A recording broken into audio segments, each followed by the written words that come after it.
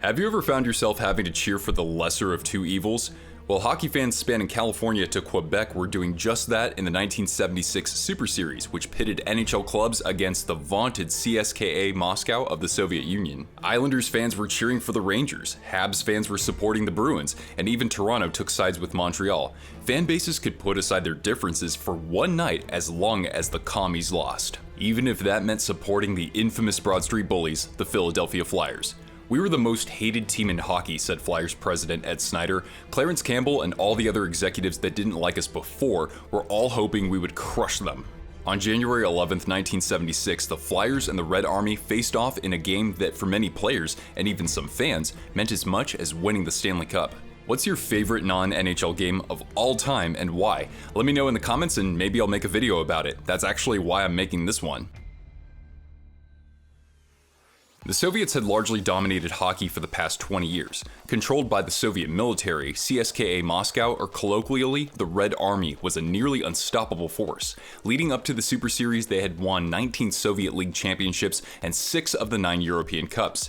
They attacked with precision, holding onto the puck until they caught the defense or the goaltender out of position. And off the ice, they grew as close to each other as they sat on the bench. They ate, slept, and breathed hockey to a T, because they had to. This version of the Red Army featured several legends, such as center Boris Mikhailov, who captained the national team for 9 years and scored an astonishing 428 goals in just 572 league games. Left wing Valery Harlamov, who lit the lamp 74 times in just 105 World Championship games. And in 18 Winter Olympic contests, goaltender Vladislav Tretiak surrendered just 1.8 goals per game and never lost. Sports Illustrated ranked him as the best Russian player of all time in 2014. So how do you counter such an intimidating attack? Well, the two-time defending champion Flyers played their own brand of intimidating hockey. Instead of having one enforcer to patrol the ice with crushing hits and occasional fights, they had entire lines of those, and then some. No one embodied Broad Street Bully hockey better than Dave the Hammer Schultz, who in 1975 set the record for penalty minutes in a season with 472. But even the guys on the score sheet could get under their opponent's skin. There was only so much that referees and even police could do to mitigate the brutality of these games. When the Red Army took the ice for the final time in North America that year, they discovered that the style of play was almost as foreign as the way that the host countries governed.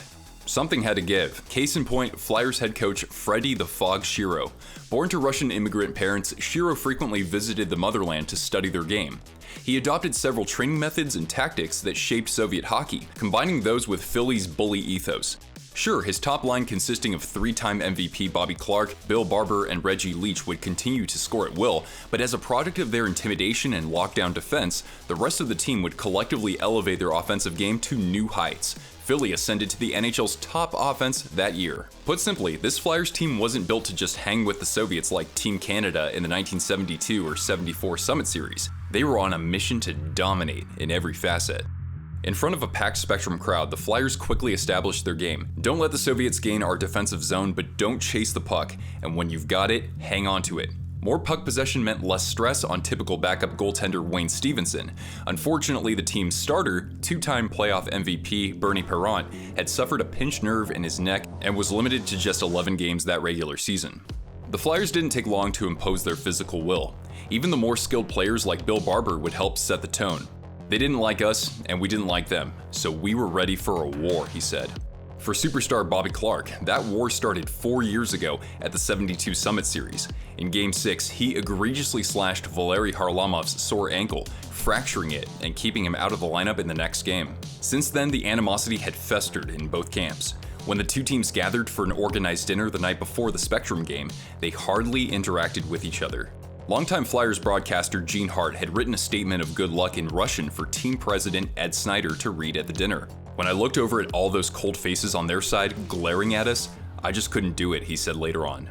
Still scoreless halfway through the first, defenseman Ed Van Impe came out of the penalty box. He hustled back to disrupt what could have been a quality scoring chance for the same forward Clarke had made an example of in 72, Valery Harlamov. And this is Mikhailov going down. The penalty is over. Flyers that close range.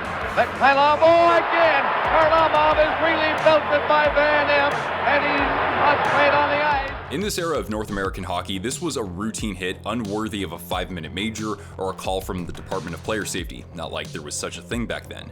This was just old-time hockey to us, but not for those half a world away. There were a lot of political implications to the game, said Van Imp. It was an overwhelming feeling. We had to maintain the image of the NHL, the Broad Street Bullies, and the city of Philadelphia. More importantly, we wanted to defend our soil. Once Harlamov got up and returned to the bench and he would continue playing, Red Army coach Konstantin Loktev told referee Lloyd Gilmore that if an elbowing penalty wasn't assessed, he'd pull his club off the ice. Gilmore didn't negotiate and threatened a delay of game penalty, but Loktev didn't waver. They're going home. Yeah, they're going home. Can you imagine? For about the length of an intermission, I've heard everywhere from 15 to 18 minutes, fans waited for the Soviets to return from the locker room. I've seen them do that before, said Coach Shiro afterwards. It's a tactic they sometimes use when the game isn't going their way. They always come back. It's true, among other competitions, they did threaten to withdraw from Game 8 of the '74 Summit Series after the treatment of some of their stars, including Harlamov. Van Imp added, there was no reason why Harlamov should have stayed down. It was an act. President Ed Snyder wouldn't stand for any of this. He rushed into the tunnel and told Loktev if they were to back out, they wouldn't see a cent of the $200,000 that the league promised them for the full series. So back to the ice returned the Red Army, but don't forget, they were shorthanded. And just 17 seconds into his team's power play, the rifle Reggie Leach made Loktev pay. Lakotko, he was bumped likely. Barber took a shot, they scored! Reggie Leach! 5 minutes later, Rick McLeish put on the afterburners and went bar down on Tretiak on a breakaway. The Flyers skated into the locker room with a 2-0 lead at first intermission, outshooting the Red Army 17-2. One even strength goal, one on the power play. Let's see, what comes next? How about a shorty from Joe Watson who only scored 2 goals in the NHL that year, and coming against maybe the world's best goalie? Now that's how you tear the roof off, baby. At just 2:44 into the second period, Watson had slammed the door shut on the Red Army's hope of a comeback. Coach Shiro told me I had set back Russian hockey 20 years with that goal, he said. Viktor Kutergin would sneak one by Wayne Stevenson halfway through the game, but that's all the Soviets would muster as they struggled to consistently penetrate the Flyers' defense. They registered just 13 shots on goal compared to a whopping 49 from Philly, and it would be unrealistic for even the greatest goaltender to stop all of those. Larry Goodenough, yes, that's his actual name, added a goal just 4 minutes into the third period, and he and his teammates held the Red Army to just 3 shots in the final 20 minutes. It wasn't like the Flyers had pulled off an improbable upset or had kicked their asses into gear to overcome a 2-goal deficit. From the first puck drop to the final horn, they had taken the Soviets' game and had shoved it right back in their face so emphatically that Herb Brooks would probably need to change his pants. This doesn't prove Canadian hockey is better than theirs, Clark said after the game. It just means the Flyers are better than their best. Now that is the quote of a true leader. Clark won the MVP that year and led the Flyers back to the Cup final, but they were swept by a would-be Canadiens dynasty overflowing with Hall of Fame talent and maybe the greatest hockey coach ever, Scotty Bowman. But there's no denying that the height of Broad Street Bullies hockey was as riveting and above all as intimidating as the world would ever see. So what's your favorite non-NHL game ever and why? Let me know in the comments and feel free to suggest other topics that you'd like me to cover because there's nothing I love more, besides my dog Cortana of course, than reliving the greatest moments of the greatest sport with you. I'm Nick, and I'll see you Twisters for the next one. Oh yeah, and I'll leave you with this little number from Dave the Hammer Schultz. Baby, how long will you keep me in the penalty box? Baby, I'm wrong, but it's lonely in the penalty box. I know I broke the rules, but rules are broken.